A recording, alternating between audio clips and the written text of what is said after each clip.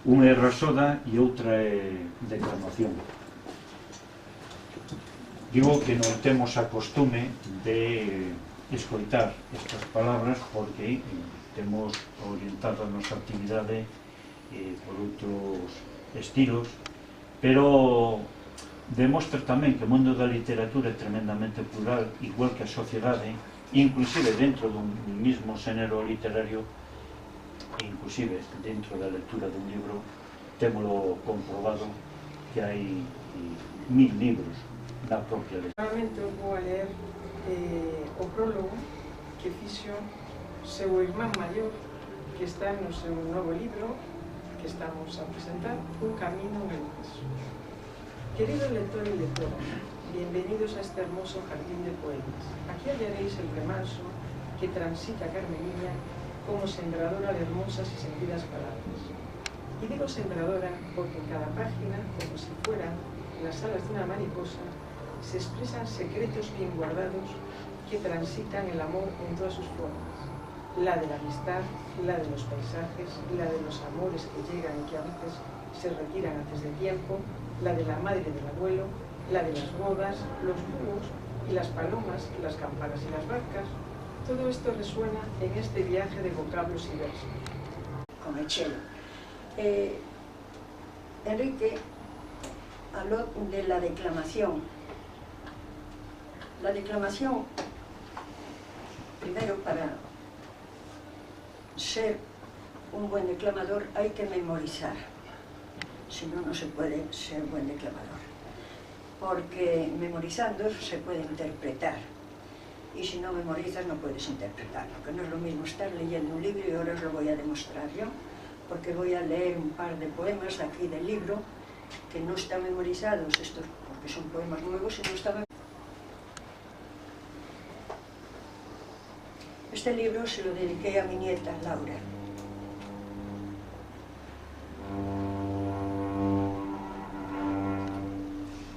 Cando veña de volta na primavera, heite mercar un saio feito de estrelas, para que espida bailes cando chegues a moza nas oliveiras. Bueno, Laura ten 16 anos, o sea que xa empeza tamén un pouco a mocear. Este poema que vou ler agora xa ten varios premios. Está musicado por Miriam Sandoval. Pretérito imperfecto dun pasado que non debe por sempre florecer. As nosas coordinadas son as mesmas. A equivalencia do ser ou do non ser. A prol da igualdade nos mantemos o mesmo no solpor que no amencer. E as árbores abrochan, as andoriñas chegan. Meu amiguinho Telmo, convídote a que veñas a pasar 8 días cando cheguen as festas. Ensiñareite a vida que levamos na aldea. Non todos son traballos no tempo da colleita. Tamén hai días vos que merecen a pena. Postdata. Esquecía dicirche, e quería que o souberas. Onte pola mañá naceron 3 ovellas, todas elas blancas e con pencas negras. Non che digo máis. Agardo que veñas.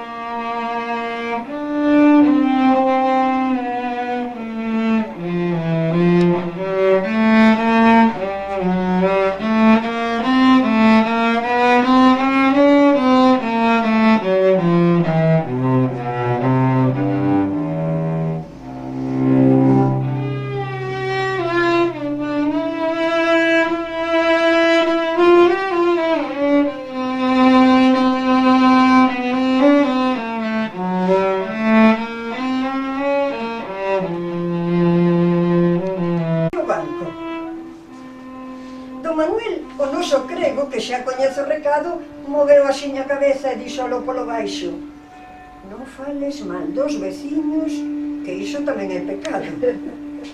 Perdón, mea culpa, voume seguir confesando. Levo un segredo guardado que agora voulle contar.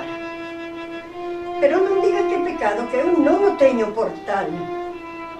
Cando era moza, xa hai anos, namoreime dun rapaz, mariñeiro, para máis datos. E xuro por Deus agora, despois de correr os anos, que endexa máis esquecín aquela que enquixen tanto. Outro amor tiven na vida, outros beizos me bicaron, Deus foi testigo que fixen o que as leixes me marcaron, caseime por me casar.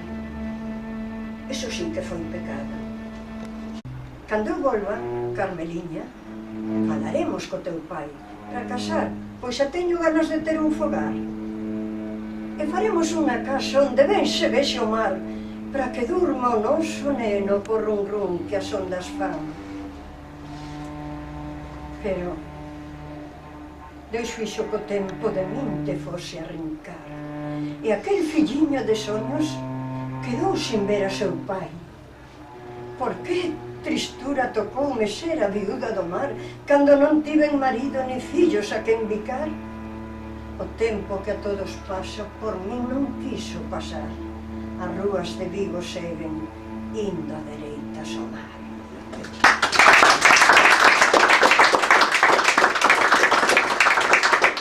Pero ben, vou recitar. Padre nuestro por un ángel.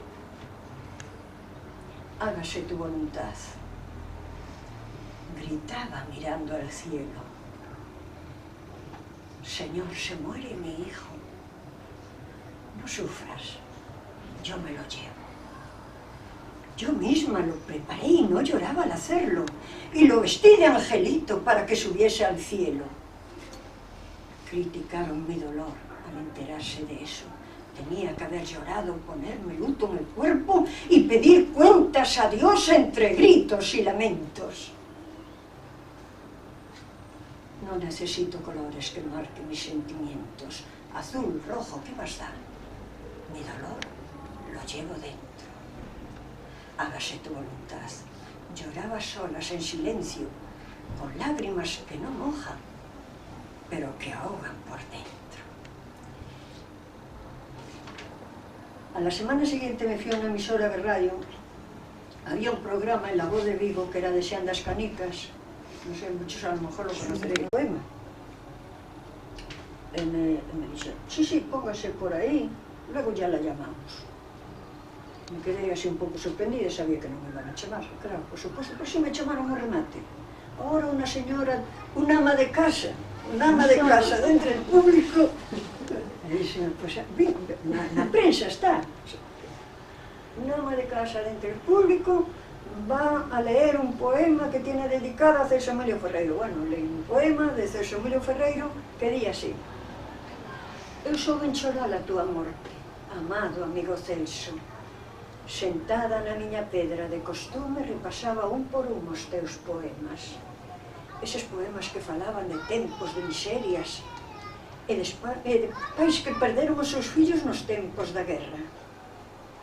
Tamén falabas dun exilio, amado amigo Celso, e de cadeas, e de pobres que piden unha esmola ao pé daquela iglesia. Estou chorando e ollo nubladas as letras, pois seméllame que falas de amor e volvoretas.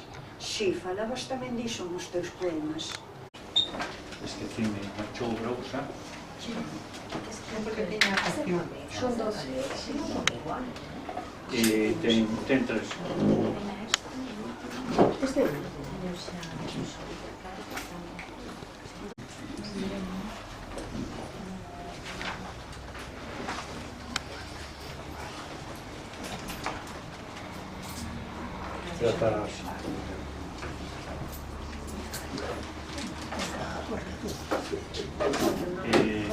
Imos baixar agora de donde